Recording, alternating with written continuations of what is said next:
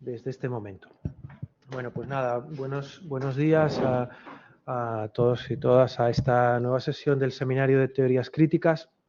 Hoy contamos con Christopher Corvalán y bueno, pues para mí es un motivo de alegría por muchos motivos, ¿no? Por un lado, en lo más académico, ¿no? Pues Christopher pues es un académico y un activista de primer nivel.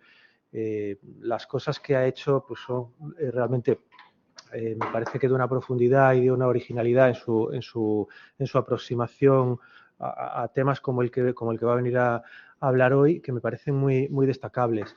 Pero también en lo personal, pues con Christopher es doctor en Derechos Humanos de la Universidad Carlos III y entonces hemos tenido la oportunidad de trabajar desde hace ya muchos años, ¿no? No muchísimos, pero sí muchos. Y entonces, pues eso y a lo largo de ese tiempo, pues de esa colaboración académica, pues también ha salido ahí pues lazos personales muy fuertes, colaboramos pues en muchas cosas, en todo lo que podemos. Entonces, esto es un motivo, pues para mí, de mucha alegría, ¿no? Tenerlo aquí en el Seminario de Teorías Críticas, que no es la primera vez, no será la última, pero bueno, pues yo además pues te quiero agradecer pues que estés aquí con nosotros, ¿no? Os cuento un poco entonces sobre Christopher. Christopher actualmente es profesor de la Universidad de Playa Ancha en Valparaíso, Chile. Es profesor de Derecho en un departamento que yo no me resisto y además le pregunté hace un momento para decir bien el nombre, es el Departamento de Estudios Territoriales y Diálogos Interculturales. Entonces, pues a mí aquí que tenemos unos nombres de departamentos pues tan sosos, ¿no? Pues de Derecho Internacional y Filosofía del Derecho, pues eso me parece que está muy bien, ¿no? Después, supongo, comentábamos, después la realidad pues es la que es, no deja de ser un departamento universitario, pero bueno, la idea y la aproximación pues ya es toda una declaración de intenciones. Christopher es allí profesor, pero a lo largo de su trayectoria también doctoral y postdoctoral, pues ha hecho muchas cosas al nivel de la investigación, pero una investigación muy vinculada a la práctica, muy vinculada también de una manera muy orgánica al activismo, a problemas pues, sociopolíticos y sociojurídicos, y yo creo que eso le da un plus en lo académico, que es un poco lo que aquí nos reúne, pero ya también desde el otro punto de vista, pues desde el punto de vista más de acción, de activismo político, pues es muy importante. Christopher a lo largo, pues sobre todo vinculado a su tesis, ¿no? Pues ahí estaba entre lo académico y el activismo político jurídico, pues ha estado vinculado y sigue siendo ahí al Centro de Investigaciones y Defensa Sur, CIDSUR, vinculado sobre todo pues a la defensa jurídica, pero una defensa jurídica que él desarrolló teóricamente, hablando de la defensa del sur, en el caso de activistas mapuches, acusados de forma absolutamente exagerada, simbólica, decíamos al principio, después la cosa pues tuvo más calado, ¿no? Político y teórico, acusados de terrorismo, ¿no? Y entonces ahí, a lo largo de esa actuación, pues también realizó su tesis doctoral. El otro punto yo creo que también a destacar es que él se involucró de forma muy activa y además tuvo la oportunidad de venir a contárnoslo aquí, pues en el proceso constituyente chileno, en el primer proceso constituyente, ¿no? En la primera fase, bueno, pues vinculado a la asesoría de representantes también mapuches, ¿no? En el proceso. Y bueno, pues una experiencia supongo que frustrante en algún punto por cómo acabó, pero desde luego nos permitió seguir el proceso de forma muy de cerca y bueno, pues eso, vamos, me consta que lo que hizo Christopher allí pues fue, bueno, pues como mucha otra gente, ¿no? Pero vamos, fue importante. Y también, y de una forma que es lo que va a venir a contar él, entonces no me voy a extender, pues también ha estado estudiando, trabajando, y bueno, eso, como supongo que lo vas a contar, no lo destripo, pues, pues con el pueblo Rapa Nui en la isla de Pascua, y es de lo que nos va a venir a hablar hoy. Entonces, pues nada, Christopher, todo tuyo. Yo creo que hoy he hablado mucho más de lo que suelo hacer, que lo ventilo en 2 minutos, pero bueno, la ocasión lo merecía. Me bajo y todo tuyo. Gracias, Christopher. Bueno, buen día a todas y a todos. Muchas gracias, Carlos, por tan afectuosa presentación. Yo vengo a exponer los resultados de una investigación sociojurídica empírica en relación a una cuestión de tierra y territorio en Rapa Nui. Entonces, más o menos organizaré la charla con una muy breve contextualización histórica para entender más o menos que esto de Rapa Nui y la de Pascua nos ubiquemos geográficamente, porque luego cuando uno lo entiende geográficamente y ve la distancia de Chile, una cultura polinésica que forma parte del Estado-Nación chileno, es algo muy poco comprensible en principio. O sea, haré un breve repaso histórico de eso y luego explicaré el problema de investigación, la metodología y los resultados. Después intentaré poner en discusión algunos temas que a mí me parece que esta investigación permite reflexionar, que tienen que ver con el Estatuto de Derechos de los Pueblos Indígenas en el ámbito internacional, su integración en el derecho interno, y cómo es que habitualmente desde el punto de vista académico nos aproximamos a la realidad de los pueblos indígenas y qué riesgos se corren a veces cuando nos aproximamos sin, digamos, con mucha buena intención, pero con poca distancia crítica. Entonces voy a pasar a exponer más o menos lo que tengo preparado ya. No son las 39 diapositivas las que voy a exponer, porque ahí puse algunas cosas, digamos, adicionales por si surgían, es más breve, por si acaso. Bien. Rapa Nui está aquí marcado en el Google Earth, está como a 3.500 kilómetros de Chile. Es una isla donde habita el pueblo Rapa Nui. Esta es la forma de la isla, es bastante pequeñita. Y aquí forma el triángulo polinésico con Hawái, con Nueva Zelanda. Está acá. Entonces es una cultura polinésica. Y aquí, en este mapita negro, aparece una distribución territorial de cómo desde la antropología, la historia y la arqueología se ha destacado que ha habitado el pueblo Rapa Nui históricamente antes de la presencia de las potencias económicas privadas, religiosas y el Estado de Chile. ¿Vale? Entonces, pongo esto acá desde ya, porque si uno quisiera relevar una territorialidad ancestral, como es esta palabra ancestral muy sacralizada a veces desde los estudios, si uno quisiera pensar una territorialidad ancestral, en estricto rigor, sería esta distribución de los mata, de las tribus, cada una con su caínga, con su territorio. Y esto sería, digamos, una territorialidad ancestral. El pueblo Rapa Nui, desde mediados de la década, desde mediados del 900, del siglo XIX, sería entre el 1850 y el 1900, fue primero avistado por algunos barcos, luego llega allí una misión católica y un comerciante francés, Dutronier, y que intenta instalar allí una estancia ovejera en la isla de Pascua. Desde entonces se produce una disputa del territorio Rapa Nui entre este poder religioso católico, el poder económico privado y el poder estatal chileno. Un marinero, por el 1866, avista Isla de Pascua y dice, pues mira, esto tiene mucho potencial para Chile en estos casos. Una presencia oceánica chilena, digamos, ahí cerca de la Polinesia, en la Polinesia. Entonces, existían allí estos intereses privados y con supuestos contratos de compraventa a los originarios de Rapa Nui, tanto el arzobispado de Tahití como este comerciante francés supuestamente habían comprado tierras allí.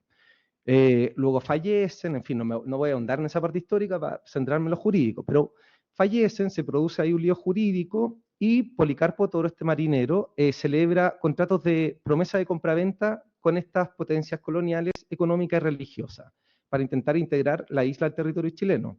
Y luego, además, en el año 1888, en el nombre del Estado de Chile, con Atamu Tequena, suscriben lo que los Rapa Nui llaman un acuerdo de voluntades.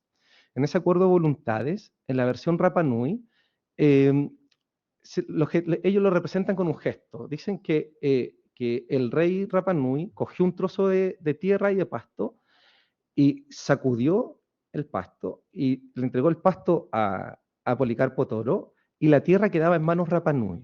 Eso representaba en la visión Rapa Nui que ellos cedían soberanía, administración, digamos, lo que buscaban era protección, porque en este tiempo Rapa Nui había sufrido, mientras en Europa se prohibía la esclavitud, todo ese comercio de personas humanas se trasladó al Perú y desde el Callao salían los barcos esclavistas y muchos Rapa Nui fueron esclavizados. Ingresaron pestes, ingresó la tuberculosis, ¿cómo es el nombre científico de la lepra?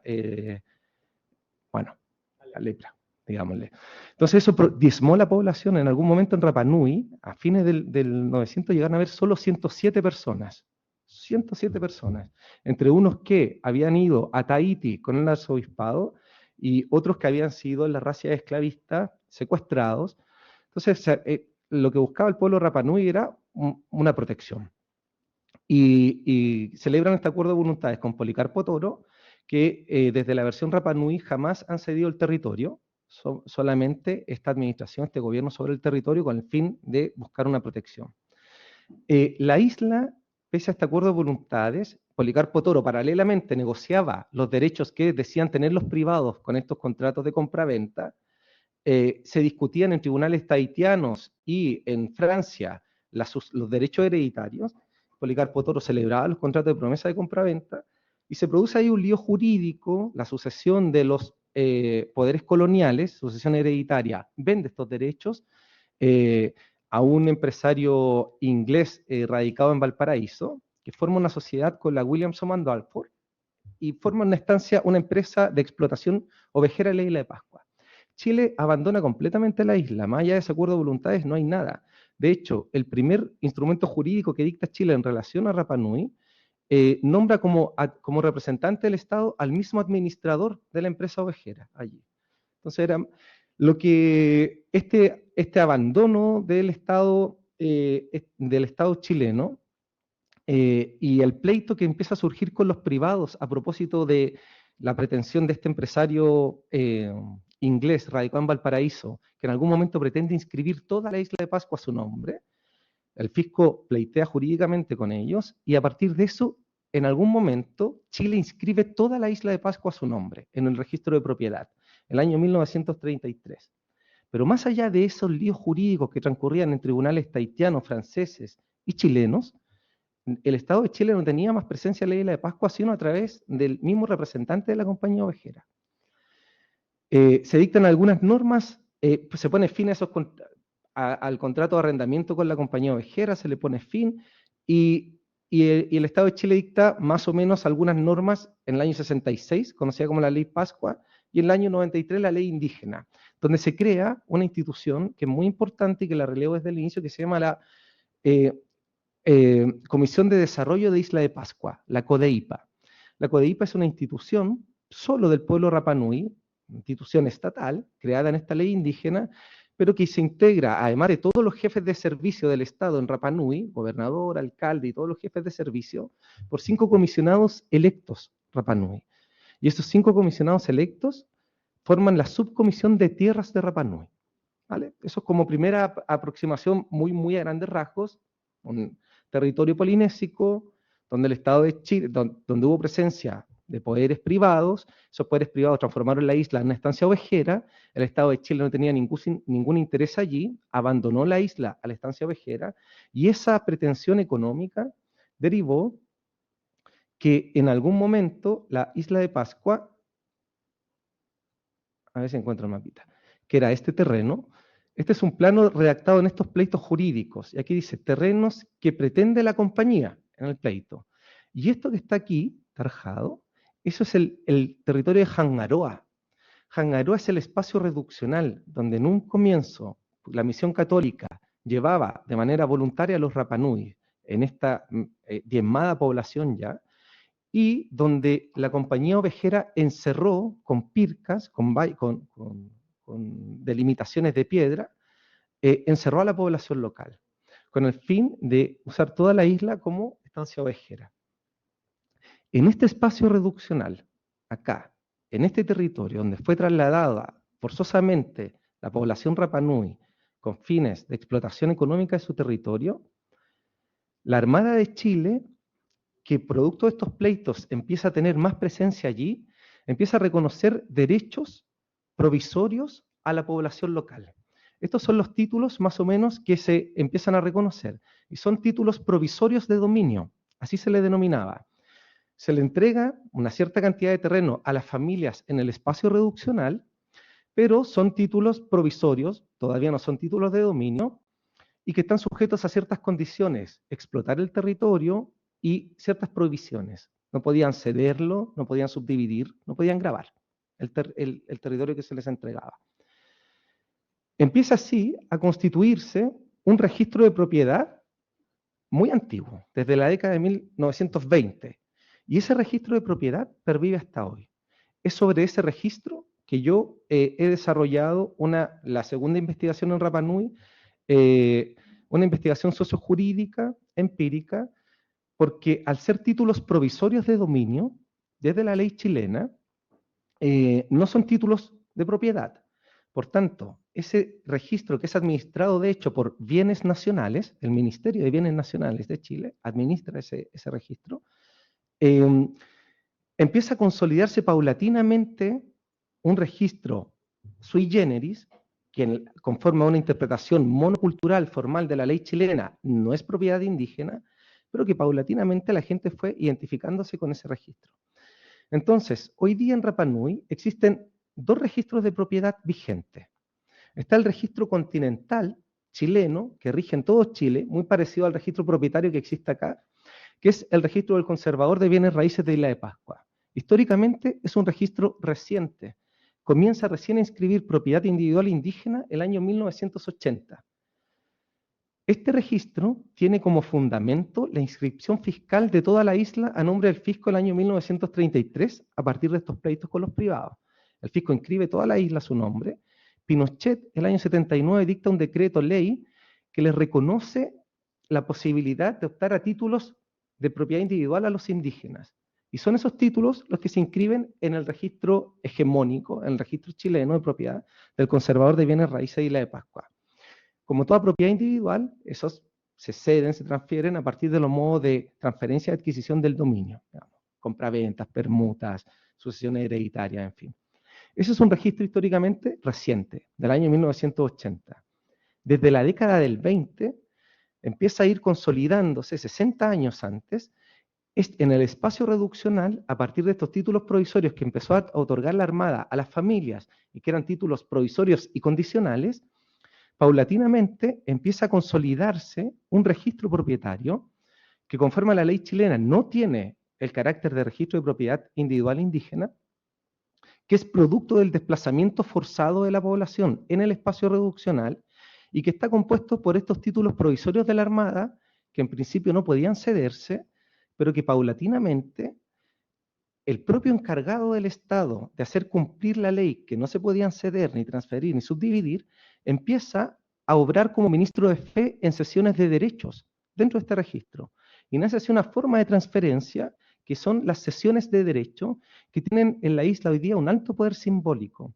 Son el título que identifica el registro. La gente en Rapanui dice, tú tienes título o cesión, refiriéndose al título de dominio del registro propietario del conservador, que nace en la década del 80, o tienes cesión, esta propiedad que en el espacio reduccional fue reconociendo la Armada paulatinamente, que no tiene el carácter de propiedad individual indígena plena, pero que de una forma muy sui generis, fue cediéndose en vida entre la familia, se fue subdividiendo, todo lo que estaba prohibido, el propio Estado iba allí obrando como ministro de fe y como registro de propiedad, a cargo del Ministerio de Bienes Nacionales, y hoy día, producto de la ley indígena, ese registro está siendo coadministrado por la Subcomisión de Tierras de CODEIPA, esta institución que nace en el año 93 con la ley indígena, y el Ministerio de Bienes Nacionales, que representa al Estado de Chile, que en estricto rigor, en una interpretación monocultural y formalista de la ley, sería el único dueño de toda la isla. ¿Vale? Bien, estos son más o menos los títulos. Este es un ejemplo de los títulos que iba reconociendo como ven aquí, el capitán de corbeta, o sea, la marina. Era la presencia del Estado que tenía allí. Bien, aquí surge el problema de investigación. Gente Rapa Nui que tiene su propiedad inscrita en este registro sui generis, que conforme a la ley chilena no es propiedad individual plena, cuando quiere acceder a la justicia tiene problemas porque la Corporación de Asistencia Judicial que presta asistencia jurídica dice: yo no le puedo otorgar asistencia a usted para reivindicar ese terreno porque ese terreno es de propiedad fiscal, no es propiedad individual indígena. Usted tiene un título provisorio, pero esos son títulos provisorios y no es propiedad individual plena. La Subcomisión de Tierras de CODEIPA me encarga, con el Ministerio de Bienes Nacionales, me encargan a mí un estudio para determinar la naturaleza jurídica de ese registro. Ese registro da cuenta de propiedad fiscal o de plena propiedad individual indígena.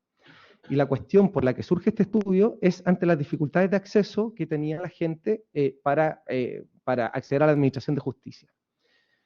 Bien, no sé si he logrado dejar clara una breve referencia histórica y el problema de investigación específico. Un sistema dual de registro de propiedad indígena, el clásico chileno, donde no se discute qué es propiedad individual indígena, y este registro sui generis, que nace en el espacio reduccional, con títulos provisorios, y que conforme a la ley chilena, en una interpretación monocultural, es propiedad fiscal y no indígena. El estado del arte.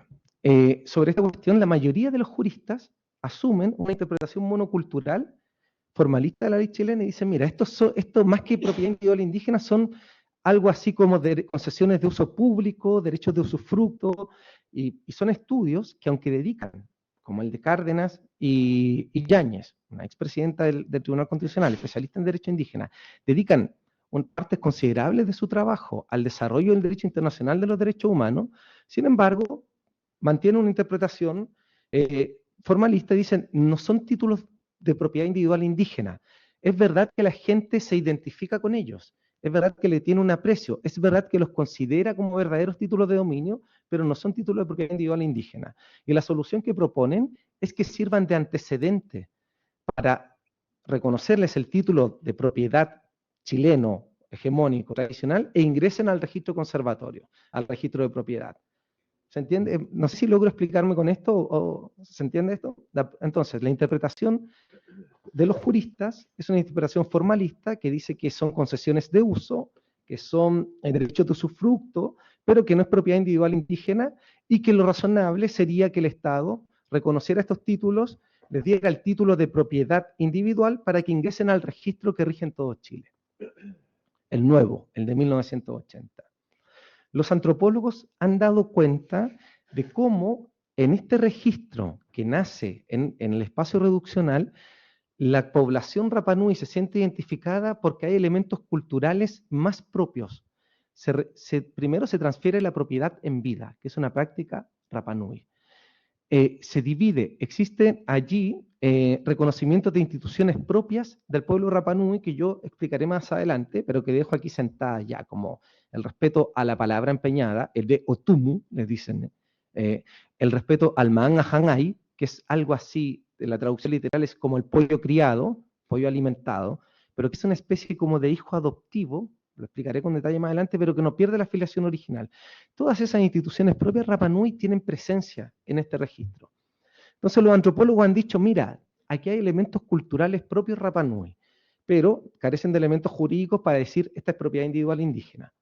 Eso es más o menos el estado del arte respecto a qué ha dicho sobre la naturaleza, qué se ha dicho sobre la naturaleza jurídica del registro que estoy estudiando. ¿Cuál es el problema de esa solución? que hoy día la población en el registro del conservador de bienes raíces, el registro hegemónico, regido por el principio de autonomía de la libertad y libre circulación de los bienes, se ha ido produciendo paulatinamente la acumulación privada de propiedad en un estado, en una situación territorial compleja, es una isla. Hay privados que han ido adquiriendo mucha propiedad, hay familias que han sido desposeídas de propiedad a partir de la libre circulación de los bienes, la autonomía de la voluntad, y a la vez gente que quiere transferir la propiedad en vida, como es la usanza Rapa Nui, tiene que recurrir a formas jurídicas, tramposas, simbólicas y simular compraventas para transferir la propiedad en vida. Y eso, para muchos Rapa Nui, es un grave problema porque está, en el fondo, vinculando la transferencia de propiedad a cuestiones económicas, a un rédito patrimonial. Y en la cultura Rapa Nui eso es mal visto. Entonces, la solución de los juristas de que estos derechos inscritos pasen a formar parte del registro de propiedad conservatorio, tiene problemas porque, primero, al estar regidos por la libre autonomía de la voluntad, genera acumulación de propiedad, desposesión familiar y contratos simulados que ocultan lo que verdaderamente existe, que es una tradición Rapa Nui de transferir la propiedad en vida. Esto actualmente no existe en el sistema antiguo, aquel iniciado por la Armada y el que estoy comentando, porque la Subcomisión de Tierras de Rapa Nui hoy día coadministra ese registro con el Estado de Chile. Y si usted quiere ceder la propiedad a otro, tiene que ir a una audiencia pública. Y es la subcomisión la que autoriza la cesión de derechos o no. Y le dice, mire, se transforma en un espacio muy reflexivo. Le dicen a las personas, mire, usted quiere ceder, pero no se da cuenta que si cede todo y después tiene un lío con su familia, no va a tener dónde vivir, ceda una parte y el resto divídalo. Entonces funciona como una instancia reflexiva de control de transferencia de la propiedad con el fin de evitar la exposición familiar, evitar la transferencia económica de la propiedad con fines económicos y evitar la acumulación de propiedad. Eso en el registro antiguo no existe porque no está regido por el principio de autonomía de la voluntad y libre circulación de los bienes. Entonces, la solución jurídica que propone la mayoría no es adecuada para esta instancia Rapa Nui porque persevera en los problemas de administración territorial y de propiedad individual que hoy día se ha desencadenado a partir del registro de propiedad tradicional chileno, digamos. Existen múltiples razones para reconocer que el registro de propiedad estudiado es un registro de propiedad individual indígena. Normas del derecho interno chileno, interpretadas a la luz de los principios de derechos humanos, permiten sostener que ese registro, aunque en la formalidad de la ley chilena es propiedad fiscal, en verdad está dando cuenta de propiedad individual indígena. Existen dos normas chilenas que no voy a entrar a analizar allí. Todo el Estatuto del Derecho Internacional de los Derechos Humanos de los Pueblos Indígenas, que les reconoce los derechos territoriales, los sistemas de administración, transferencia y tenencia, el vínculo especial con la tierra, la posesión ancestral como, digamos, el sustento del derecho de propiedad indígena y no los títulos estatales, todo eso que se ha desarrollado en el ámbito del derecho internacional de los derechos humanos y que configura el Estatuto Territorial de los Pueblos Indígenas, permite sostener que es territorio indígena, lo cual llama la atención que los estudios jurídicos no consideren esto. Pero hay también principios del propio Estado de Derecho. Es el Estado de Chile que introduce la idea de propiedad individual indígena en este espacio reduccional, que no se corresponde con la territorialidad ancestral, y el mismo que va obrando como ministro de fe en estos títulos, que los reconoce, que después obra como ministro de fe las cesiones que están prohibidas, que después subdivide, que registra, es el propio Estado de Chile. Luego, por el principio de legítima confianza en los actos de la administración pública o la teoría de los actos propios en el derecho privado, y el principio de seguridad jurídica, no podría el Estado desconocer que aquello es propiedad individual indígena. Pero existe también, y sobre esto va a versar la charla, ya esta larga introducción, pero que era necesario para comprender el problema, existe también sobre este registro antiguo, en un espacio reduccional, en instrumentos que no pueden ser más coloniales, como los títulos provisorios, condicionales de propiedad, otorgados por la Armada de Chile, se ha ido paulatinamente consolidando una costumbre jurídica. Y esto genera, desde el punto de vista de la teoría y de la aproximación, cuestiones muy interesantes de discutir, porque estamos hablando de formas jurídicas estatales, apropiadas, resignificadas, desde el pueblo Rapa Nui, y que en un espacio reduccional, pero que han ido hoy día consolidando una costumbre jurídica indígena defendida por los propios Rapa Nui. Esta costumbre jurídica reconoce este sistema coadministrado hoy por el Estado y la Subcomisión de Tierras como un sistema de titulación, de registro, de delimitación, transferencia de propiedad individual indígena y de administración del territorio. Estos títulos, con las sesiones de derecho y las actas de erradicación que también dan cuenta que también integran este registro, paulatinamente el pueblo Rapa Nui se ha ido apropiando de ellos, los ha ido resignificando y los ha ido perfilando con ciertas formas jurídicas que, si bien son instrumentos que también rigen el Estado chileno, tienen características propias solo en el territorio Rapa Nui. La metodología que he empleado para afirmar que existe allí una costumbre jurídica indígena sobre ese sistema es una metodología mixta, cuantitativa y cualitativa. Como sabemos, la costumbre jurídica en general tiene dos elementos, ¿verdad? Un elemento objetivo y uno subjetivo. El objetivo, una práctica reiterada en el tiempo, y un elemento subjetivo, o la opinio juris, que consiste en una convicción jurídica de que esa práctica reiterada en el tiempo tiene efectos jurídicos vinculantes. Entonces, yo empleé para medir esta práctica en el tiempo metodología cuantitativa. Levanté cuántas propiedades están inscritas actualmente en este registro, cuánta superficie está inscrita en este registro, cuántas transferencias de propiedad que están prohibidas por la ley chilena, el propio Estado de Chile las autoriza, cuántas actas de erradicación el propio Estado de Chile ha dictado como formas a veces de dar solución a conflictos jurídico-políticos muy relevantes. Cuando surgen conflictos jurídicos políticos porque el Estado instala una antena en una propiedad privada, la población Rapa Nui, el pueblo Rapa Nui, demanda la restitución de ese territorio y el Estado de Chile lo resuelve y dicta un acta de erradicación que se inscribe en este registro. Entonces levanté toda esa información a fin de dar cuenta, de acreditar el elemento objetivo de la costumbre indígena. Y para acreditar el elemento subjetivo, desarrollé entrevistas a todos los jefes de servicio y la descripción de los procedimientos que se emplean en las transferencias de propiedad en este registro, y sobre todo entrevista a los miembros de la Subcomisión de Tierras de Rapa Nui. Dentro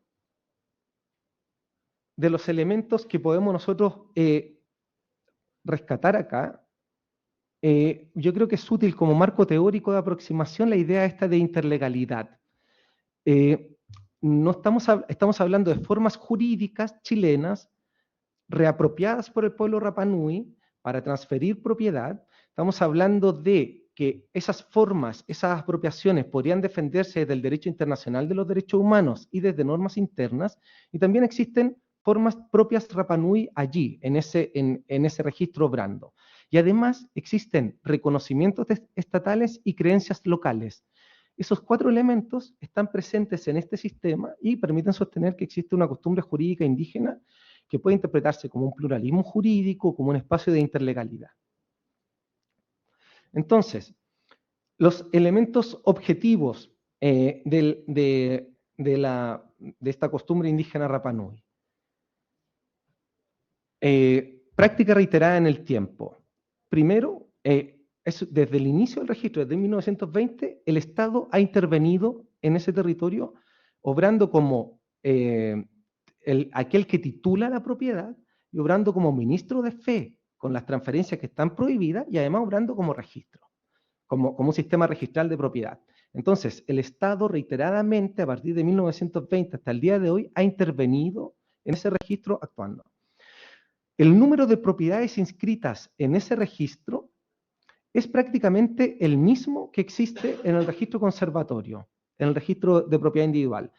En el registro analizado existen 2.432 inmuebles y en el registro del conservador 2.522. Es decir, todo el espacio reduccional de Hangaroa, aquel espacio tachado que le mostraba yo al principio, da cuenta de 2.500 inmuebles registrados en el registro hegemónico y 2.500 inmuebles registrados en este registro sui generis. La propiedad es más en la propiedad inscrita en el registro del conservador, paulatinamente, pero también una propiedad muy considerable, son 942 hectáreas de superficie de la isla allí, inscritas en este registro.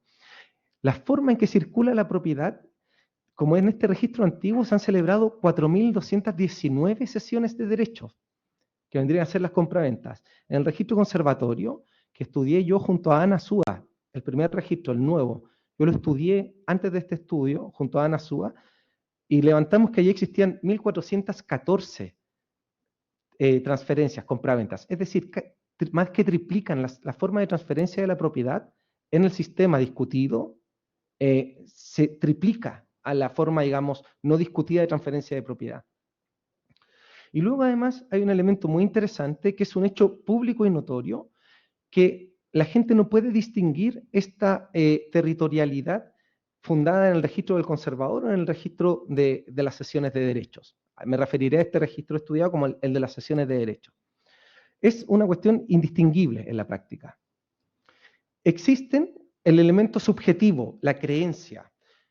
Al entrevistar a todos los funcionarios de los servicios públicos, todos reconocen a las sesiones de derechos, le reconocen la aptitud para acreditar propiedad individual indígena. Si usted quiere postular a un subsidio estatal de propiedad para construir, basta que usted presente o el certificado del conservador de bienes raíces, del registro de la propiedad, o el certificado de bienes nacionales que da cuenta que usted tiene sesiones de derecho inscrita allí. Si eso fuera propiedad fiscal, el fisco no puede otorgar subsidios para construir allí. Pero además existen reconocimientos judiciales. Hallamos una sentencia que en un litigio, en un divorcio, para ponderar la compensación económica, pregunta a bienes nacionales, oiga, infórmeme si esta persona tiene inscritos derechos en este registro, porque lo considera como patrimonio de uno de los cónyuges. ¿Sí? Hay un reconocimiento, una convicción de que tiene efectos jurídicos vinculantes. También hay reconocimientos notariales. El notario, cuando se va a celebrar un contrato de arriendo, ante él hay que acreditar que el arrendador tiene la facultad de arrendar, y para eso tiene que tener un título de propiedad. Y el notario reconoce con aptitud suficiente a las sesiones de derecho o a los títulos del conservador. Entonces, además existe una creencia que está muy arraigada, que es la creencia del sistema de las sesiones. Yo tengo sesión, voy para allá, y cuando exhibo mi sesión de derechos, yo le preguntaba a todos los funcionarios públicos, cuando viene una persona Rapa Nui aquí, a usted, y le muestra la sesión de derechos, ¿él está mostrando en la sesión de derechos para decir que es propiedad fiscal o que es propiedad de él? No, propiedad de él, sin duda. Entonces, y eso lo reconoce el Estado. Hay creencias en el pueblo Rapa Nui, en el Estado, que le reconocen el elemento subjetivo de la costumbre, que tiene efectos jurídicos vinculantes. Bien, hasta ahí hablamos de costumbre jurídica, ¿verdad? Consolidada en un espacio, en este registro sui generis. Lo interesante de esta cuestión, que son muchas paradojas que se dan en estas cosas, es por qué la población local se fue identificando paulatinamente con este sistema y lo defiende hoy día como un sistema de plena propiedad individual indígena, cuando es un registro más colonial no puede ser, son los títulos que otorgaba la Armada en el espacio reduccional y títulos provisorios de dominio, sujetos a condiciones. ¿Por qué la población Rapa Nui se va identificando? Y aquí hay una paradoja muy interesante. Cuando Pinochet en el año 79 dicta esta ley que permite reconocer títulos gratuitos de dominio para que sean inscritos en el conservador de bienes raíces, en el registro hegemónico, los títulos, dice, el Estado de Chile cede gratuitamente en favor de fulanito de tal inmueble. Eso significaba para el pueblo Rapa Nui reconocer que el Estado de Chile es dueño de la isla y que le estaba cediendo a él un título de dominio.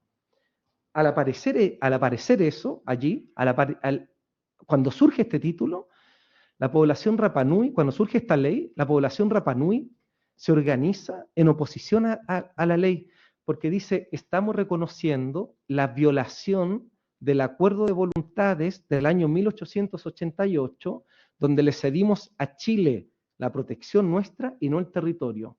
Si aceptamos esos títulos, estamos reconociendo, los títulos del conservador de bienes raíces, estamos reconociendo que es el Estado el dueño del territorio y no nosotros.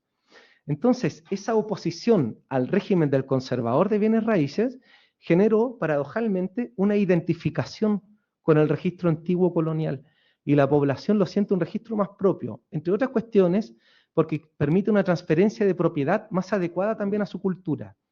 En la cultura Rapa Nui la propiedad se cede en vida y de forma muy desformalizada. Tú te quedas con eso, de aquí para allá es tuyo, de aquí para acá es tuyo.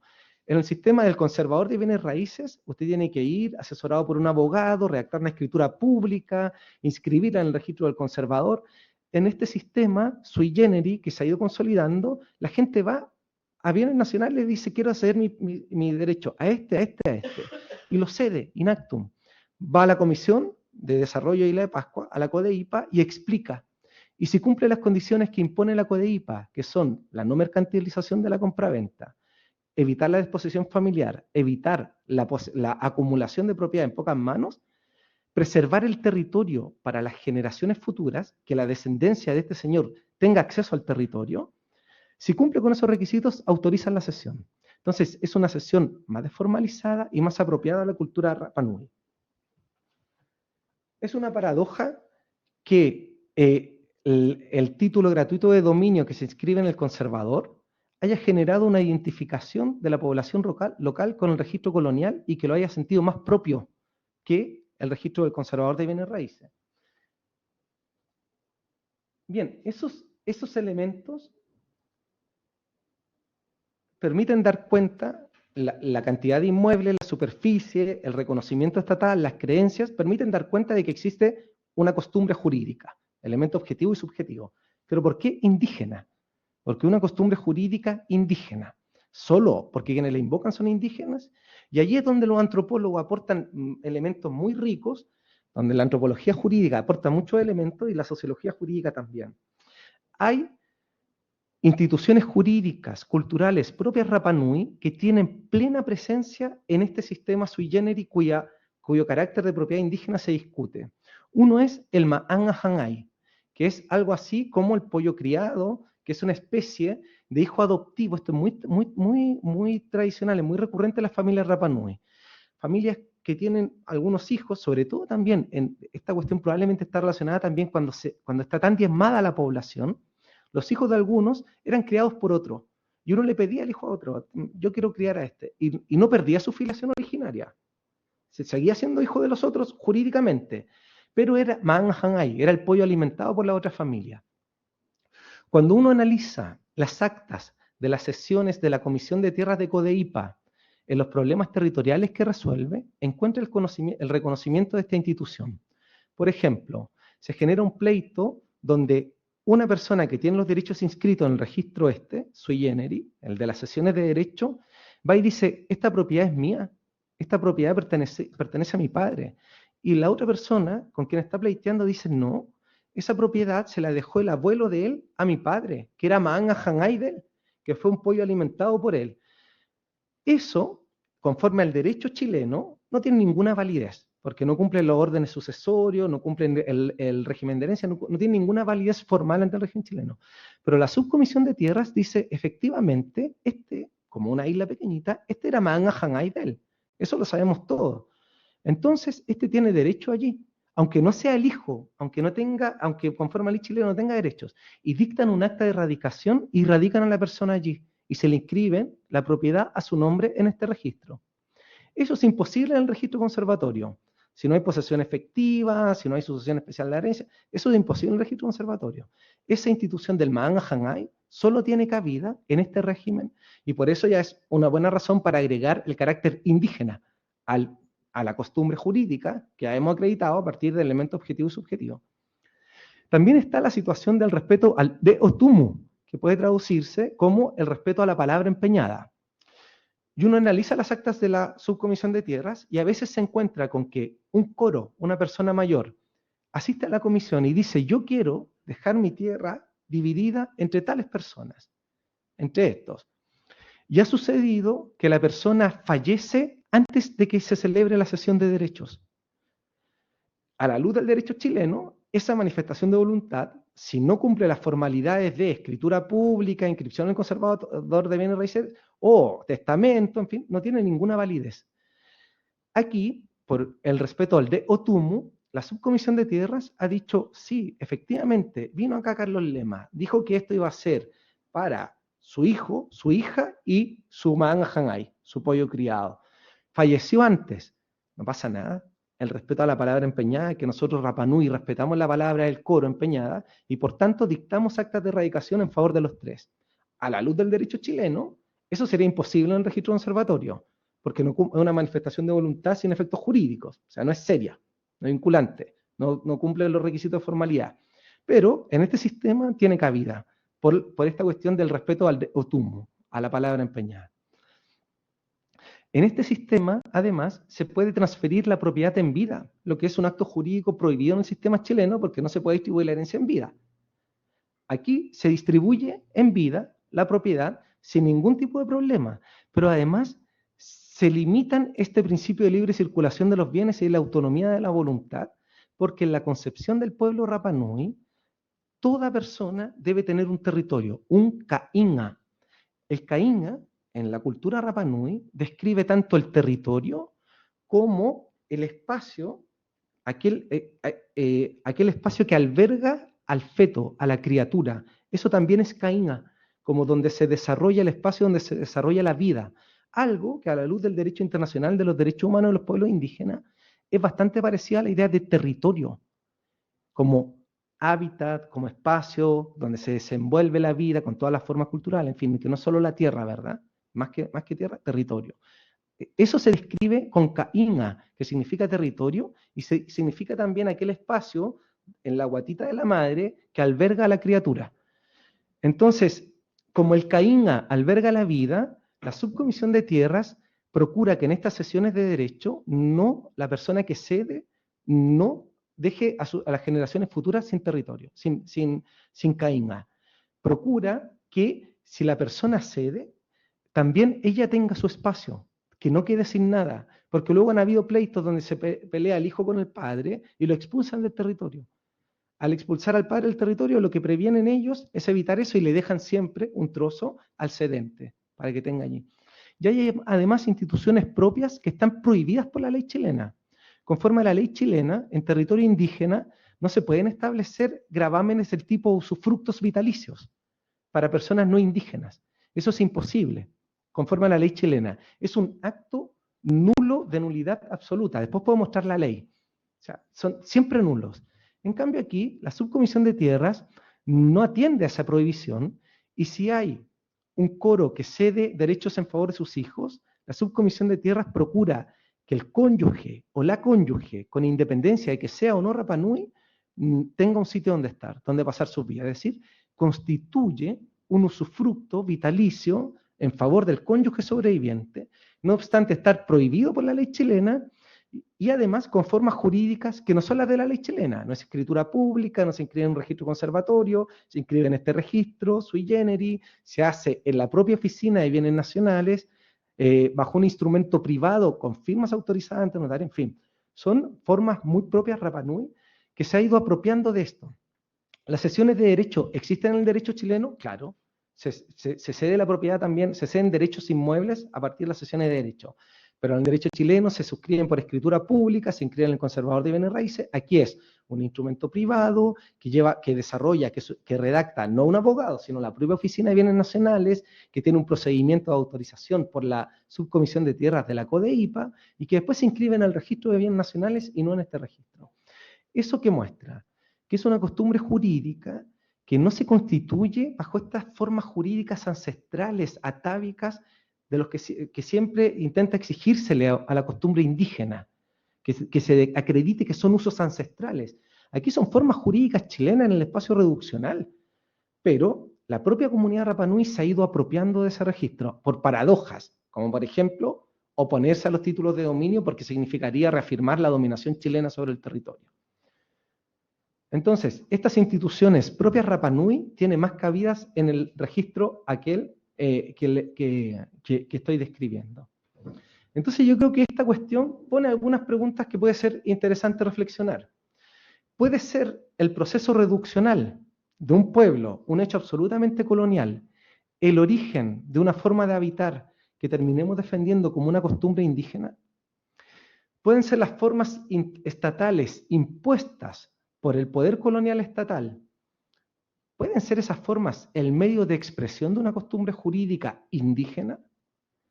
Cuando hablamos de costumbre jurídica, ¿Es adecuado pensar en usos atávicos o en usos políticos de la costumbre indígena?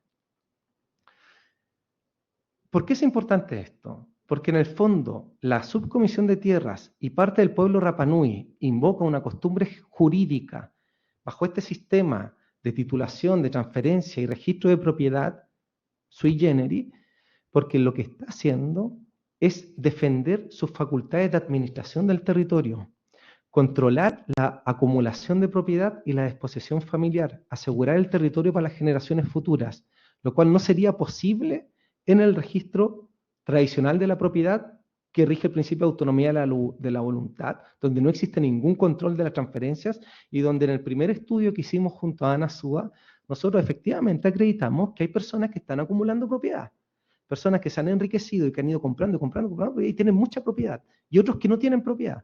Nosotros acreditamos desposesión y acumulación de propiedad en el primer estudio. Entonces, se invoca la costumbre indígena con fines políticos, de preservar este control que se tiene sobre la transferencia de propiedad individual y sobre la administración colectiva del territorio. Entonces, la cuestión es, cuando pensamos en las costumbres indígenas, ¿hay que pensar en usos atávicos o en usos políticos? Niega una concepción de propiedad tradicional distinta a esta ancestralidad, esta distribución en los matas, en las tribus que mostré en el primer plano. El hecho de afirmar que existe esta costumbre niega esa otra forma de habitar. Significa también defender esta costumbre indígena, la renuncia a la pretensión jurídica política que tiene hoy día el pueblo Rapa Nui de restitución de todo el territorio. ¿Significa negar eso? ¿Reconocer estas formas? ¿Puede el Estado de Chile, como desencadenante, verificador, colaborador y actor clave de esta costumbre indígena, puede ahora el Estado de Chile ser un ente que niega esa costumbre, si fue el mismo que introdujo la idea de propiedad individual, que obró como ministro de fe, que obró como titulador, que obró como sistema registral? ¿Puede ser el reconocimiento de estas formas híbridas, interlegales de costumbre indígena, pueden ser una forma adecuada de escapar a ese debate del reconocimiento del principio de libre determinación de los pueblos, al debate de nueva estatalidad, que siempre ha sido visto de manera sospechosa por los estados nacionales en relación a los pueblos indígenas que niegan este derecho? En otras palabras, ¿son estas formas de reconocimiento de costumbre indígena una oportunidad para reconocer el derecho de libre determinación de los pueblos como sujetos políticos colectivos de derecho? ¿Implica eso negar la demanda de restitución territorial total? Bien, yo creo que todas estas preguntas invitan o imponen para una adecuada concepción una concepción dinámica de las culturas, una actitud académica no reificante de esta idea de ancestralidad y respetuosa de los usos políticos que hacen los pueblos, una concepción no esencialista de las costumbres jurídicas y una actitud pragmática en el debate-acción de la emancipación social. Porque, en definitiva, lo que está detrás de la defensa de una costumbre indígena sobre este régimen de titulación de transferencia de propiedad, lo que está detrás es una estrategia emancipatoria del pueblo Rapa Nui. Entonces yo creo que esta cuestión, y aquí además de proponer estas cuestiones para discusión, yo creo que esto genera algunas cuestiones interesantes de reflexionar, como la integración de las fuentes del derecho internacional de los derechos humanos en el orden interno, y allí la idea de bloque de constitucionalidad, de control de convencionalidad, de los principios de interpretación de derechos humanos, la idea de libre determinación que esbozaba antes, que es el real pilar del Estatuto de Derechos Humanos de los Pueblos Indígenas, es la libre determinación. Son sujetos políticos colectivos de derecho que tienen el derecho a la libre determinación. Y claro, esto implica reivindicar entonces una fuente del derecho internacional que en esta aproximación doctrinaria es catalogada como soft law, como la Declaración de Derechos Humanos de los Pueblos Indígenas del año 2007 de Naciones Unidas, que al ser declaración se reconoce como sin efectos jurídicos vinculantes, pero que ese estatuto es el que permite entender cómo los pueblos pueden defender como en ejercicio de la libre determinación lo que ellos señalen como costumbre jurídica indígena en en este debate de acción de la emancipación social. Y es muy interesante porque muchas veces estas ideas doctrinarias, teóricas, digamos, del soft, del hard law, tienen tanto peso en la cultura jurídica que yo, por ejemplo, me encontré con constitucionalistas renombrados en el proceso constituyente chileno, cuando yo, asesorando a una convencional indígena, proponíamos que el pilar, el Estatuto de los Derechos de los Pueblos Indígenas, fuera la Declaración de Naciones Unidas del año 2007, los constitucionalistas del Frente Amplio decían, eso no puede ser, porque eso es soft law, no es hard law. Entonces decía, yo le decía, pero a ver, si estamos defendiendo un poder constituyente, nosotros podemos constitucionalizar y dar un carácter jurídico vinculante a lo que queramos como manifestación jurídica política del pueblo. Y ellos asumían esta distinción doctrinaria reciente, por cierto, que la historia jurídica es muy, muy reciente. ¿Cuántos años tendrá? 50 años, es como de inicio de los 70 esta distinción, como 50 años. Imagínense, ellos decían, no, es que eso no podemos reconocer la declaración como el pilar de los derechos de los pueblos indígenas, porque eso es soft law.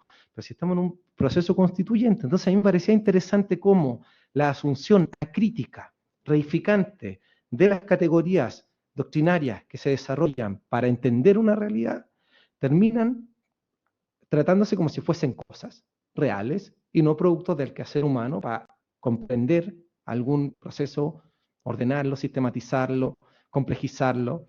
Se asumen como cosas. Y eso impidió que la Declaración de Derechos Humanos del Pueblo Indígena entrara como el pilar. En algún momento en el proceso constituyente chileno, fue muy criticada la omnipresencia de los derechos indígenas en todas partes, así como también se criticó a las feministas por poner la perspectiva de género y los derechos de las diversidades sexogenéricas en todas partes de la Constitución. Eso era muy criticado, incluso por los teóricos del Frente Amplio que estaban ahí dentro. Y nosotros propusimos, mira, también, porque también es importante tener una actitud pragmática en esos debates e intentar proponer normas que generen más adhesión a que generen más problemática de discusión social. Entonces nosotros en un momento propusimos, mira, ninguna referencia más que aquella que diga que el Estatuto de los Derechos Humanos de los Pueblos Indígenas es el de la Declaración de Naciones Unidas del año 2007. Y no hay nada más indígena, no hay ningún otro tema indígena sino eso. Porque allí está el pilar de la libre determinación, están los derechos territoriales, están los sistemas de transferencia de administración. Y claro, y ahí uno se encuentra con estos debates teóricos que tienen incidencia incluso para quienes defienden un poder constituyente muy decisional.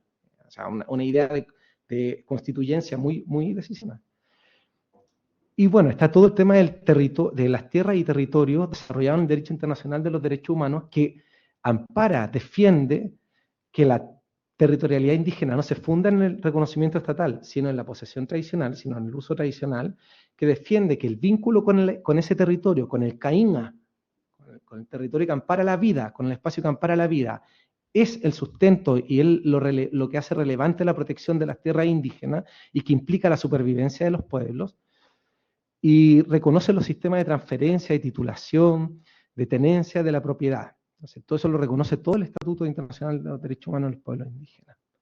Yo quería plantear estas cuestiones acá, porque me parece que, primero, plantean debates como más epistémico y metodológico, cuando nos aproximamos a la realidad del derecho propio de los pueblos indígenas, y plantea también debates más teórico-académicos, como a veces reificamos categorías explicativas para llevarlas que terminan dominando incluso los poderes, el poder constituyente.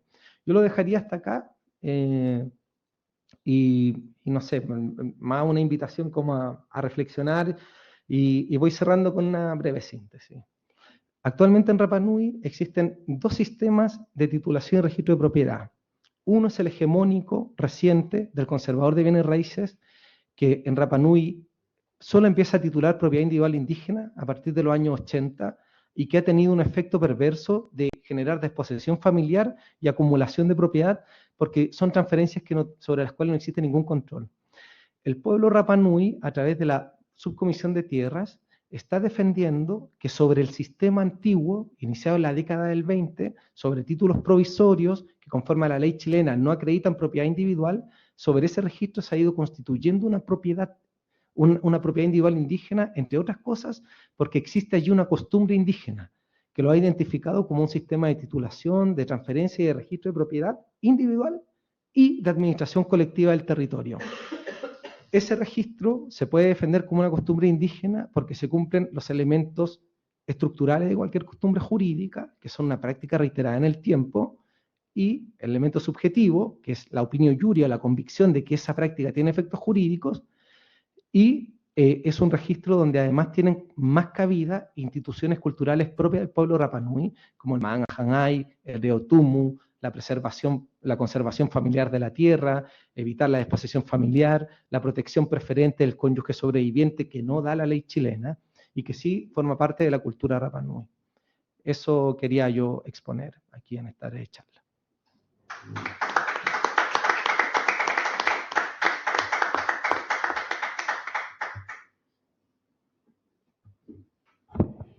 Bueno, pues nada, muy bien, muchísimas gracias. Me ha parecido súper interesante, sugerente. Ha salido aquí muchas cosas y abrimos entonces aquí en la sala y para quienes están online. ¿Una pregunta? ¿Un comentario? ¿Duda? ¿Tu nombre?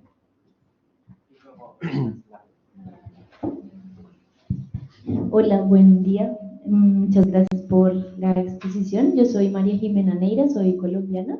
Y bueno, simplemente es como esta reflexión me trajo muchas cosas de lo que pasa en Colombia. Hay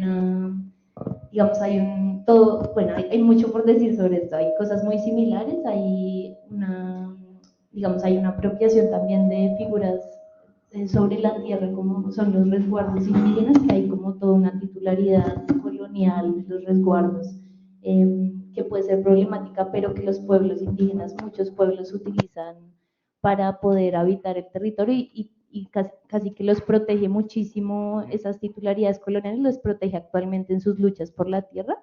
Y veo eso como la posibilidad de que esas figuras coloniales o de pronto más conservadoras, hegemónicas y demás, permitan que igual se haga un uso como de esas figuras para reivindicar derechos actualmente. Pero entonces también como en esa lucha también por la tierra y en esa formalización también de las luchas por la tierra de los pueblos indígenas, hay también muchas tensiones. Sobre todo en Colombia pasa que hay mucho conflicto, mucha controversia, le llamamos, entre pueblos étnicos, puntualmente, digamos, entre pueblos indígenas y afros o entre pueblos indígenas y población campesina que habita esos territorios.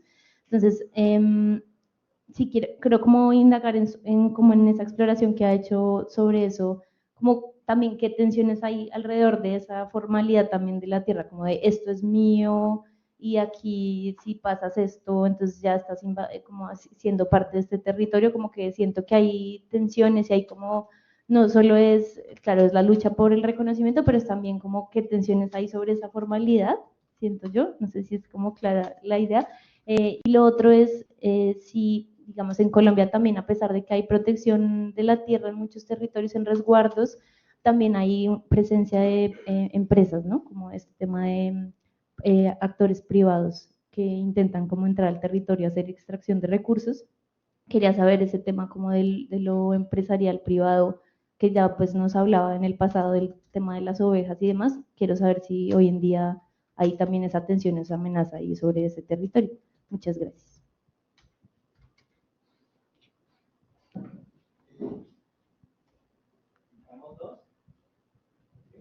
Sí, como vean ustedes, como sea mejor. Hola, soy Natalie. Gracias, Christopher, por tu exposición.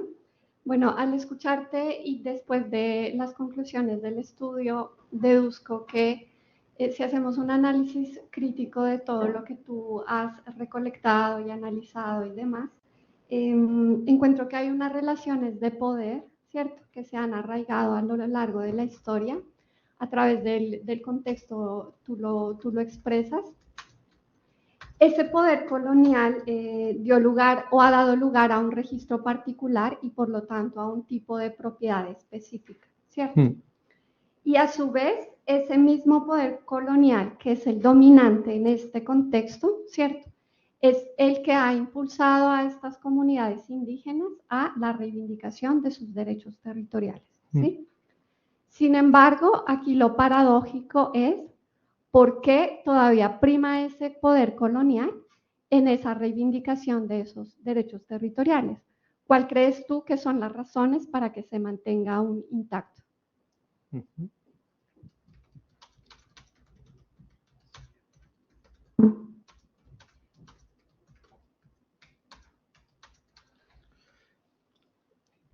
Estas dos y luego otra, ¿sí?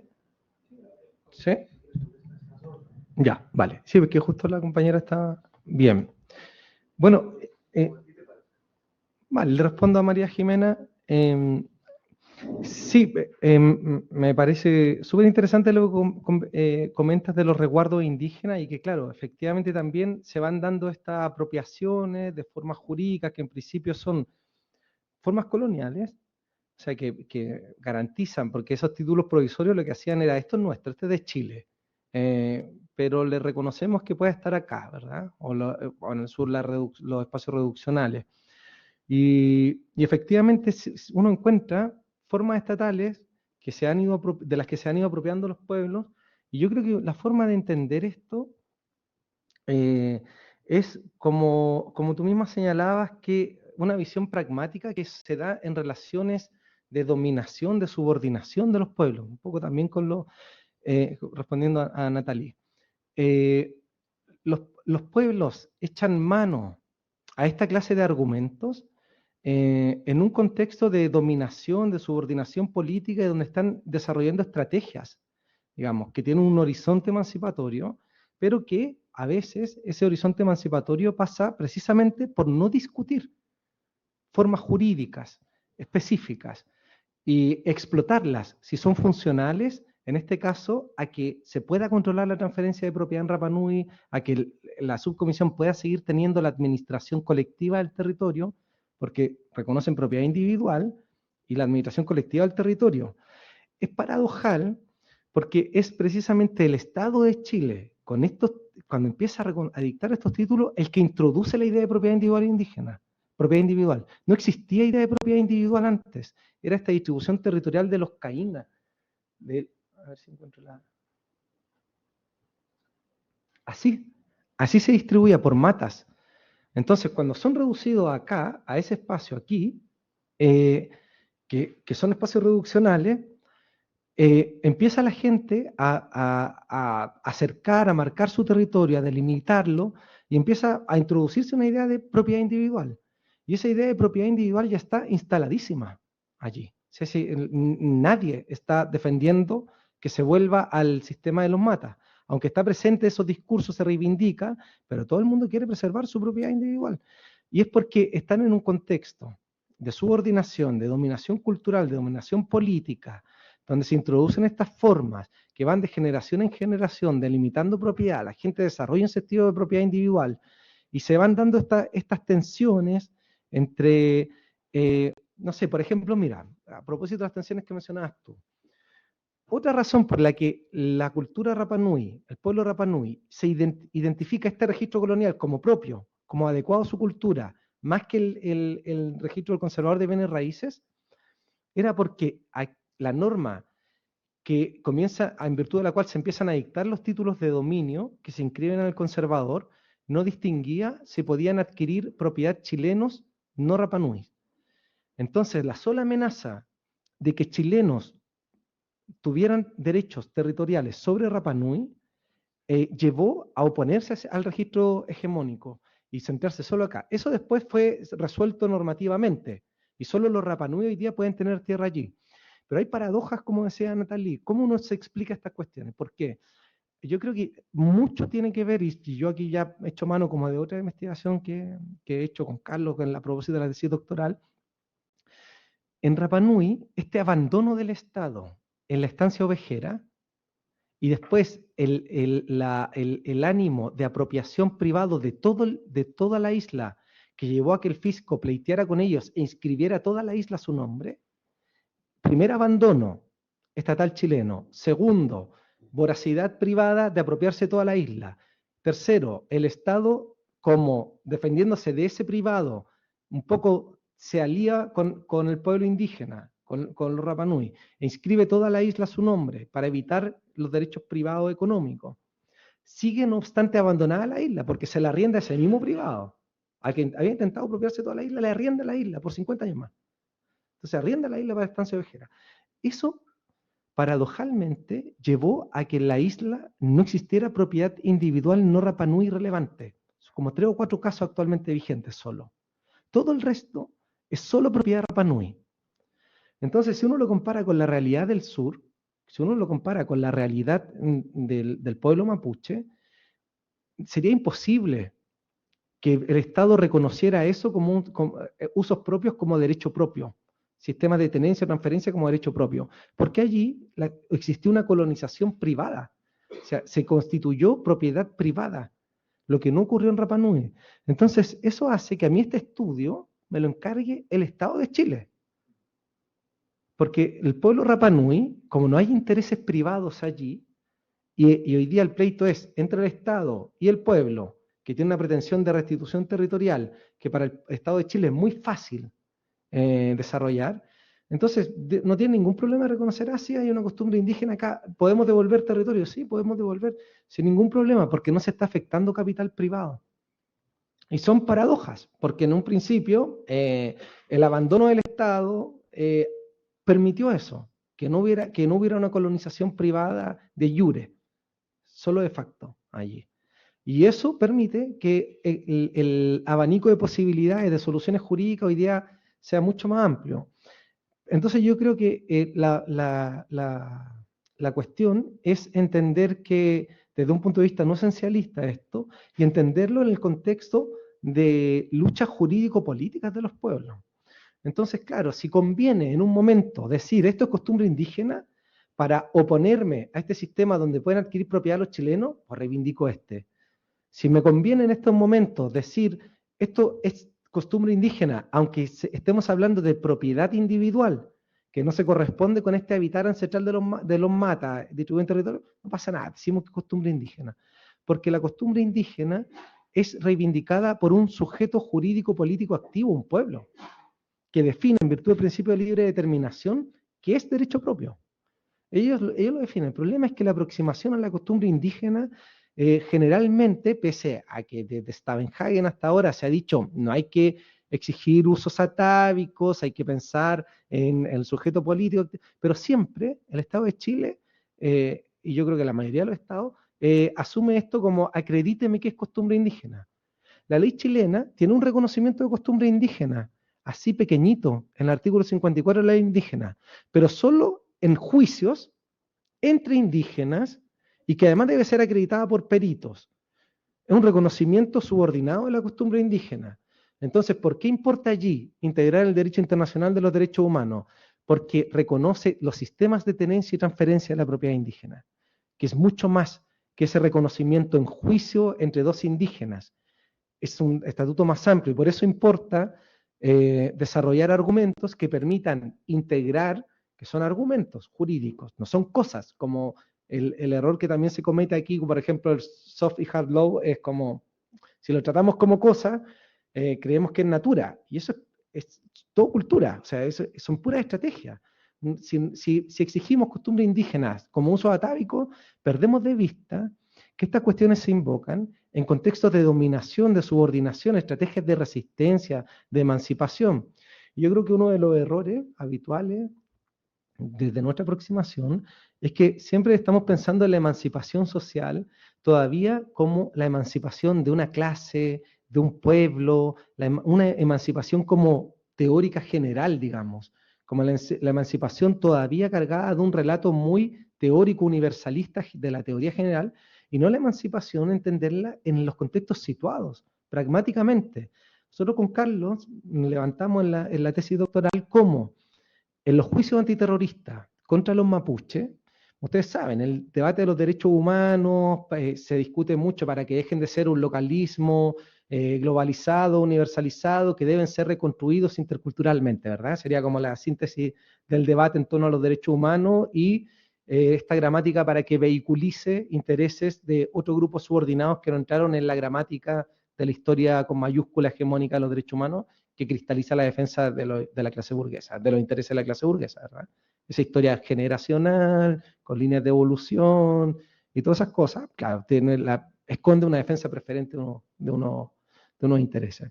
Entonces, la teoría dice, bueno, los estudios decoloniales, en síntesis, dicen, bueno, hay que hacer una reconstrucción intercultural, discutir la universalidad de esto, de la gramática de los derechos humanos.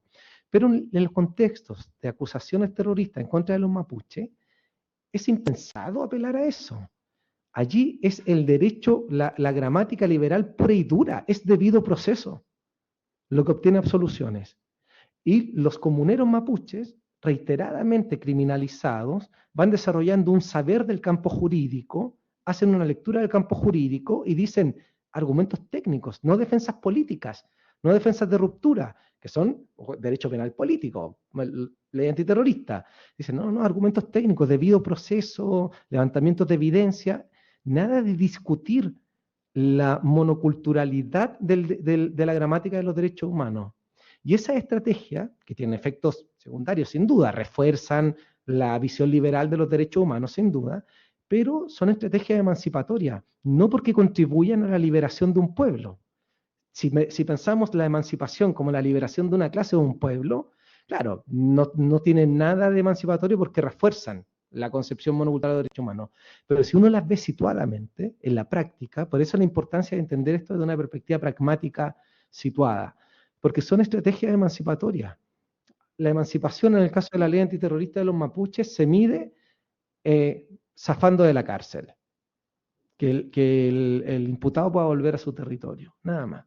Acá la emancipación, en este contexto de esto, se mide diciendo, bueno, si esto nos permite preservar la administración del territorio y evitar esta acumulación y esta disposición familiar y robustecer que sea esta instancia democrática Rapa Nui la que se haga cargo de esto, pues entonces echamos mano de esto. Y eso tiene efectos emancipatorios. Yo creo que el error es pensar siempre el derecho en su aptitud o función o no emancipatoria, es la idea generalista de la liberación de un pueblo, de una clase, y no en contextos pragmáticos situados donde muestra que efectivamente a veces puede ser emancipatorio defender la monoculturalidad, defender formas jurídicas estatales, y puede tener efecto emancipatorio a los intereses de grupos que no han logrado cristalizar la defensa de sus intereses en un ordenamiento jurídico. Muchas gracias. Creo que en parte ya respondió la pregunta que iba a hacer, creo que es más contextual. Es que me sorprende bastante el caso porque acá veo que el pueblo Rapa Nui ha, digamos, adoptado y ha apoyado este modelo de registro. Yo soy de Perú, entonces lo que sucede en Perú es que la Constitución reconoce comunidades nativas y comunidades campesinas, no al pueblo indígena como sujeto de derecho en sí. Entonces lo que hizo esta Constitución de corte neoliberal fue que, claro, yo puedo registrar comunidades campesinas, digamos, en la sierra, pero parto al pueblo indígena y no reconozco su territorio integral, igual en las selvas. Yo he trabajado con pueblos indígenas amazónicos en Perú, entonces tienen conflictos grandes con este tipo de registro, porque lo que hace es que su territorio integral lo parten, ¿no? Entonces, comunidad nativa, acá, y lo que hay en el centro, digamos, en simple, entran petroleras y, digamos, empresas extractivas. Entonces, lo que han hecho es también esta reapropiación de los instrumentos internacionales, es que ahorita en la Amazonía peruana hay este proyecto de nación indígena, por ejemplo, la más avanzada es la del pueblo One Piece, que incluso ya está pensando en elecciones democráticas internas, ¿no? Tomando estos elementos jurídicos occidentales para reivindicar su territorio integral, digamos, yendo en contra de estos registros que les da como opción la Constitución. Entonces ellos dicen, no hay regulación sobre la nación indígena y aprovechamos eso. E incluso en la práctica muchas autoridades nacionales lo que hacen es preguntar y pedir permiso para entrar a la nación One Piece y ya, bueno, se ha ido replicando esto especialmente en los pueblos indígenas de la Amazonía Norte. Entonces, eso me lleva a la pregunta de cómo es el tratamiento del territorio indígena en Chile. O sea, igual funciona con base a registros, o sea, en el área continental, digamos. Si existe una ley de consulta previa, porque en Perú existe, yo lo investigué cómo se aplicó en pandemia en comunidades campesinas en Puno, o sea, en la sierra, un desastre, la verdad, pero existe, ¿no? Y digamos, es una garantía, algún tipo de garantía para proteger su territorio al final del día. Entonces, me quedan esas dudas un poco. Gracias. Hola, mi nombre es Lorena, también soy de Perú, y un poco mis preguntas iban en la línea de lo que comentaba la compañera y también en torno a esas preocupaciones. Me llama también la atención el caso y respecto de la defensa de la propiedad individual indígena. Y entonces también creo que ya se ha ido respondiendo un poco mis dudas. Mis preguntas eran cómo la propiedad individual puede ser vista como una herramienta de asimilación colonial y cuáles son los mecanismos que se utilizan para revertir, ¿no?, estas miradas, como señalaba la compañera también. Y cuáles son, y cómo estas figuras afectan las luchas de otros pueblos indígenas chilenos que luchan por la propiedad colectiva, etcétera, ¿no? También cómo se relaciona esta persistencia de la propiedad individual con intereses económicos y extractivistas, en la línea de lo que comentaba también la compañera, y si podría entenderse las costumbres indígenas, por ejemplo, del pueblo que hoy se comenta, como resistencia a estas figuras coloniales, como la propiedad individual.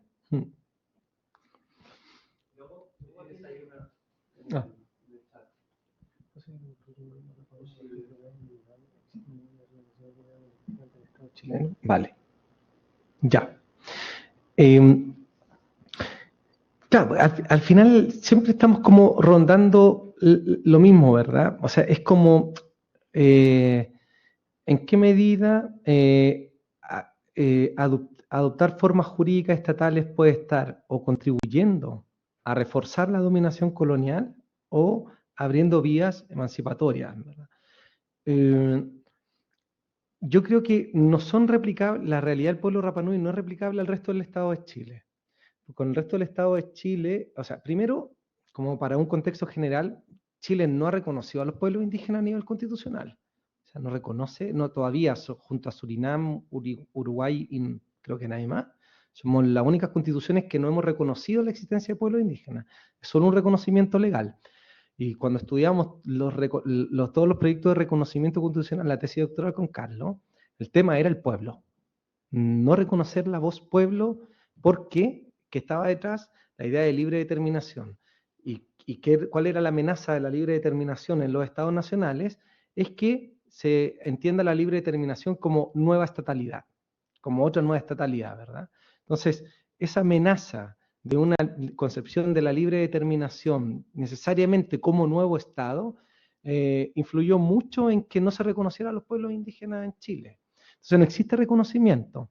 Lo que existe, lo que se ha desarrollado son estrategias de integración del derecho internacional en la Constitución a partir del artículo 5º, inciso 2, que dice, bueno, la soberanía reconoce como límite el respeto a los derechos esenciales que emanan de la naturaleza humana, muy naturalista la concepción que hay detrás, reconocidos por esta Constitución o por los tratados internacionales ratificados por Chile que se encuentran vigentes. Entonces, como son tratados, solo entra el convenio, que sería hard law, ¿verdad? No son. Entonces, entra el convenio. Claro, el convenio dice expresamente, la voz pueblo no debe entenderse como se entiende en el derecho internacional la voz pueblo. Entonces, esa tensión, uno puede decir, hay una hostilidad normativa en relación a los pueblos indígenas. Su reconocimiento y el estatus de derechos humanos, un estatus para reconocerlos como derechos fundamentales, se obtiene a través de argumentación jurídica, de la idea del bloque de constitucionalidad como integrando todo el desarrollo del derecho internacional, del derecho convencional de los derechos humanos, ¿verdad? En la idea ahí. Y luego también a partir de la idea del control de convencionalidad, como algo exigible, también, pero son parte de argumentos en estrategias jurídicas, algo exigible no solo a los jueces, sino también a toda autoridad pública, digamos, cualquier órgano de la administración, a partir también de la evolución que ha tenido la idea de control de convencionalidad de la jurisprudencia del sistema interamericano. Entonces, esas son las vías que se utilizan para intentar obtenerse. Está regulada la costumbre, o sea, perdón, la consulta indígena está regulada, porque como Chile ratificó el convenio 169, tuvo que regularla, y hay decretos, y claro, siempre, como hacen los Estados-naciones, siempre son regulaciones que ven como un procedimiento legitimante simplemente de la decisión final que se adopte, pero no un espacio para la manifestación de voluntad real del pueblo con efectos vinculantes, ¿verdad? Son consultas y no consentimiento.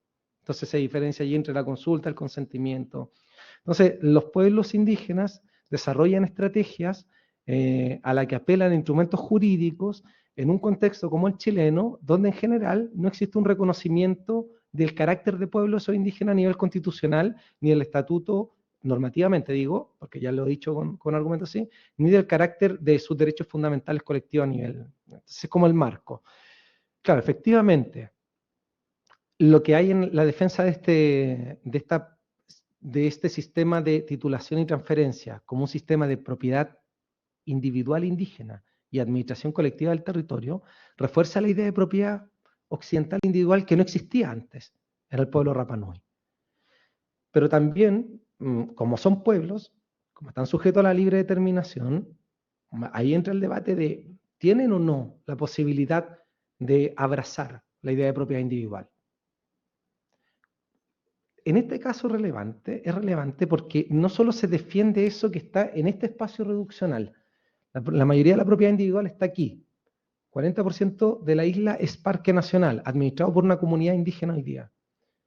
Y todo esto se está dando acá. Entonces, allí, afortunadamente, se puede pensar la defensa de una propiedad individual indígena y todavía insistir en una administración colectiva de un territorio del pueblo, no sujeto a propiedad individual, que es precisamente la demanda que tiene la gente. Por ejemplo, la CODEIPA se opone así mucho a personas Rapa Nui que teniendo propiedad desarrollan tomas, ocupaciones de terreno acá y los cercan. Esta institución democrática se opone, defiende la propiedad individual acá en el espacio reduccional, pero allá eso es colectivo, es territorio colectivo. Entonces, en este caso particular, el reconocimiento de la propiedad individual en el espacio reduccional que ha sido abrazado por el pueblo Rapa Nui no entra en conflicto con también una concepción colectiva del territorio, y allí entra a jugar la idea de generaciones futuras, en fin.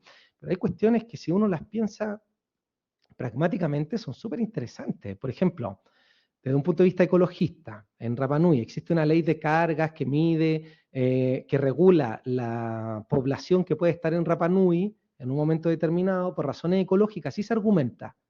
Lo que había al principio allí era un sentimiento antichileno brutal, que se vayan los chilenos. ¿Cómo jurídicamente le damos forma a esto? Bueno, a través de una cuestión que tenga que ver con la administración colectiva del territorio, pero por una cuestión de carga demográfica que es capaz de soportar el territorio. La idea de generaciones futuras, entra allí el debate para controlar la transferencia de propiedad, evitar la acumulación, también para preservar el medio ambiente, el CAINA para las generaciones futuras, pero son argumentos que siempre tienen lugar en contextos jurídicos, políticos, de resistencia, de reapropiación, de emancipación, en contextos de dominación, subordinación. Entonces, yo creo que lo interesante es que, primero, reconocer que al ser pueblos, tienen el derecho a la libre determinación, y ellos se dan las formas jurídicas propietarias que estimen, y reconocer que lo que ellos definan como derecho propio, siempre la voz cantante la tienen ellos. O sea, eso es derecho propio, lo que el pueblo reivindique como derecho propio.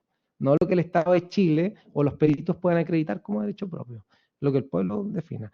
Esto es impensado en otros lados, en otra realidad del territorio nacional. Eso no es posible allá, porque ya se constituyó propiedad individual no indígena en el resto del territorio.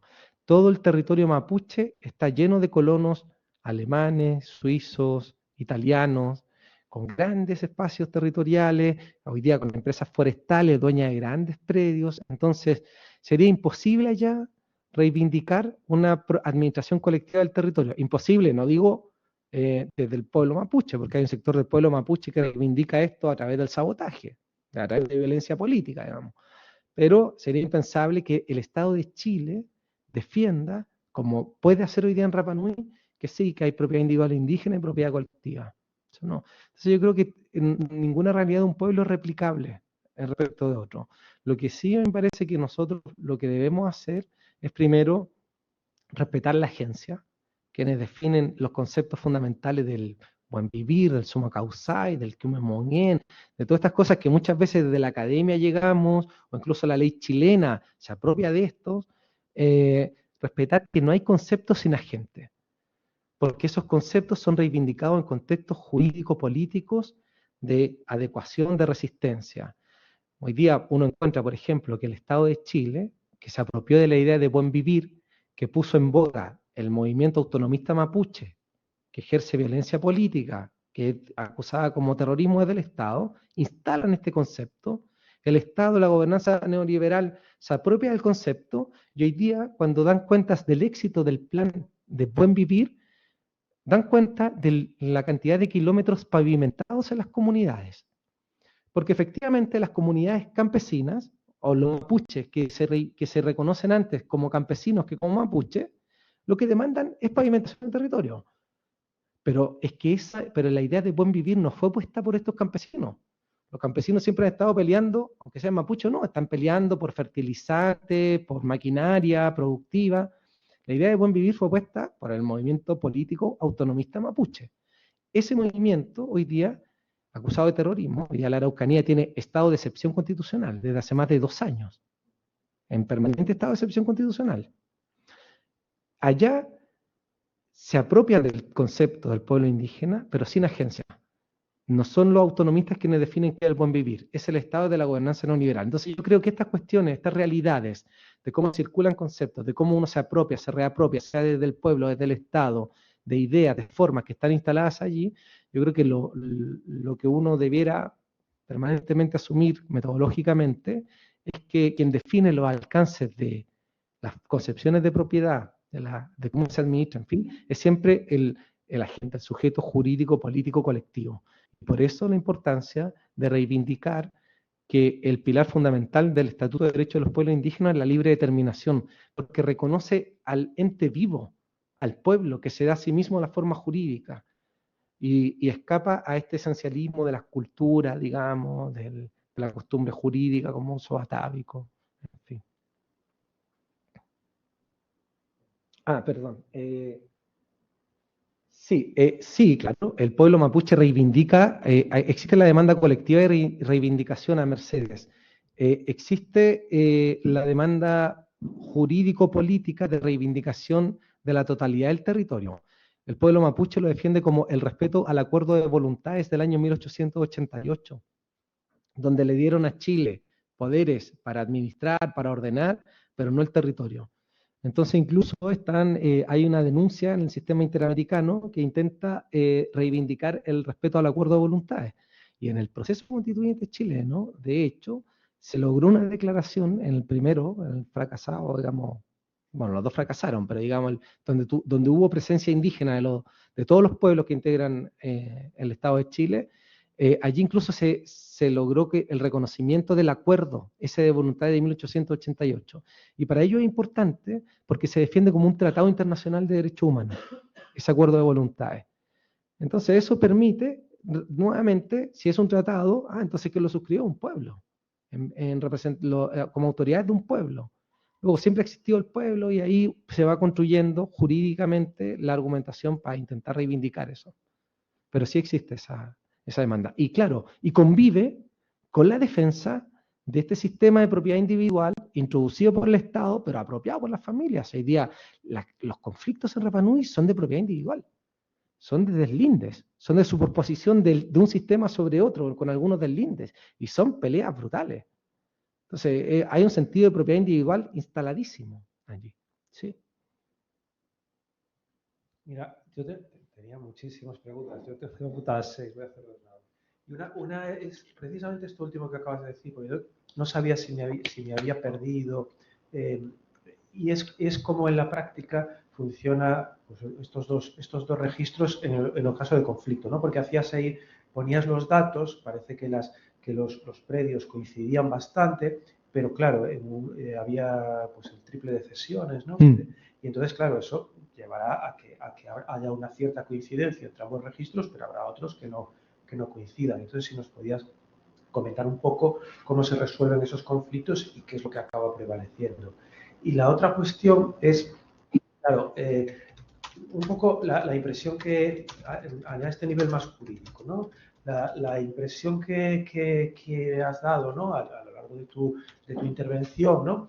Pues yo creo que ha quedado muy de manifiesto cómo, bueno, pues se va haciendo uso de determinados instrumentos jurídicos, se van resignificando pues de una forma dinámica y para hallar soluciones, digamos, pues, probablemente no ideales, pero soluciones, digamos, pues, bastante funcionales, ¿no? Bueno, pues a ir dentro. Pero también da la impresión de que es una situación que de alguna manera pues es como insegura o que, bueno, pues no sabemos este estado de cosas lo que puede dar de sí o puede llegar a sus límites. Y entonces un poco que nos contaras un poco cómo ves el futuro y en el doble sentido, ¿no? De, bueno, ¿qué crees un poco que habría que hacer? Ese habría, no sé quién es el sujeto, pero bueno, ¿qué habría que hacer? Y en otro sentido, bueno, ¿cómo crees que van las cosas, ¿no? Uh-huh. No sé si hay alguien más que me iba a agarrar el micrófono y hablar. Bueno, actualmente coexisten estos dos registros. Entonces, hay inmuebles, digamos, propiedades individuales, con contornos, con límites específicos, registradas en uno y otras en otro. La forma de pasar al registro del conservador de bienes raíces es solicitando acá, en la Comisión de Desarrollo de Isla de Pascua, la CODEIPA, que le den título de dominio. Y muchas veces la razón que aducen las familias para que le den el título de dominio y entren al registro del conservador es precisamente porque hay conflictos de deslindes y no hay una forma jurídica actualmente de resolver eso, sino a través de la judicialización. Y la judicialización, el acceso a la justicia está impedido porque hay una comisión, o sea, está la Corporación de Asistencia Judicial, hay una persona allí que hace predominar una concepción formalista del derecho y dice, esta es propiedad fiscal, yo no la puedo asesorar a usted, porque esta es propiedad fiscal, no es propiedad individual. Entonces esa persona que tiene su inmueble inscrito en el registro sui generis, que está en un conflicto de deslindes con el que tiene inscrito su inmueble en el registro del conservador de bienes raíces, cuya propiedad individual no se discute, no tiene acceso a la justicia. La Comisión de Desarrollo de Isla de Pascua lo que ha hecho en algunos casos extremos es reconocerle, darle título para que ingrese a ese registro y así pueda resolver el conflicto en el caso particular. Pero en el proyecto político, lo que está demandando la Comisión de Tierras, la Subcomisión de Tierras, es el control de todas las transferencias de Isla de Pascua. Tener la facultad para coordinar ambos sistemas. Controlar las transferencias del registro del conservador, que actualmente rige el principio de autonomía de la voluntad y libre circulación de los bienes, que pasen por esta instancia, que está representada, donde están representados el pueblo Rapa Nui a través de 5 personas electas. Entonces, actualmente lo que se está discutiendo es precisamente eso, cómo se coordinan estos dos sistemas, donde hay algunos casos que hay conflictos de deslindes, algunos, no son muchos, son identificables además. Pero además, ¿cómo resolvemos la CODEIPA dice, ¿cómo resolvemos la acumulación y disposición familiar? Todo tiene que pasar por nosotros. Nosotros somos el pueblo Rapa Nui, dicen ellos. Nosotros, tradicionalmente, la propiedad Rapa Nui siempre se ha transferido de esta forma, conforme a estas instituciones. Y eso nos rige ya en ese sistema, por tanto, todo debiera pasar por acá. Cualquier transferencia debiera pasar por acá. Es decir, lo que están proponiendo ellos, lejos a la solución actual de que los conflictos irresolubles vayan con título de dominio a ser resueltos por la justicia, todo lo resolvemos nosotros. Que funcione como un tribunal de tierras, que actualmente funciona como un tribunal de tierras en conflictos dentro del registro. Ahí funciona como un tribunal de tierras, pero cuando son conflictos entre inmuebles de los dos registros, no tiene facultades. Entonces allí, los casos extremos, cuando no se pueden conciliar, es darle el título y anda a pleitear, porque de lo contrario el Estado no te reconoce como propietario, va a pleitear a la justicia. Y el proyecto político, lo que ellos proponen es un sistema de coordinación de ambos registros y que ellos tengan el control de toda la transferencia de propiedad, porque es lo más adecuado a su cultura.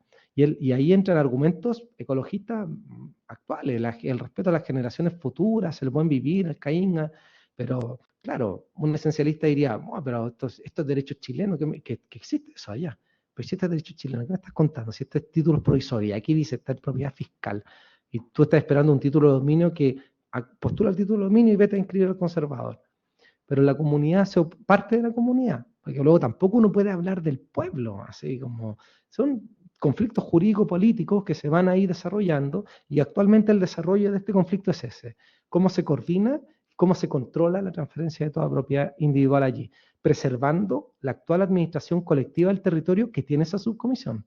Cualquier proyecto sobre el espacio que no es propiedad individual indígena, que conforme a la ley chilena es propiedad estatal, conforme a la ley chilena, el Estado allá, pero esto es pura agencia, esto es pura estrategia jurídico-política, no es norma, es pura agencia. La subcomisión ejerce sus facultades más allá de la norma y se impone por acción, de hecho, no se impone por norma todavía. Lo que están requiriendo es que esto tenga un reconocimiento constitucional y para eso, o jurídico al menos, y para eso se invoca también la costumbre jurídica y los principios del Estado de Derecho y los principios interpretativos de derechos humanos y todas las fuentes del derecho internacional, en fin. Eso. Y sí, voy a compartir el correo ahora, aquí, en el que lo pide una colega acá.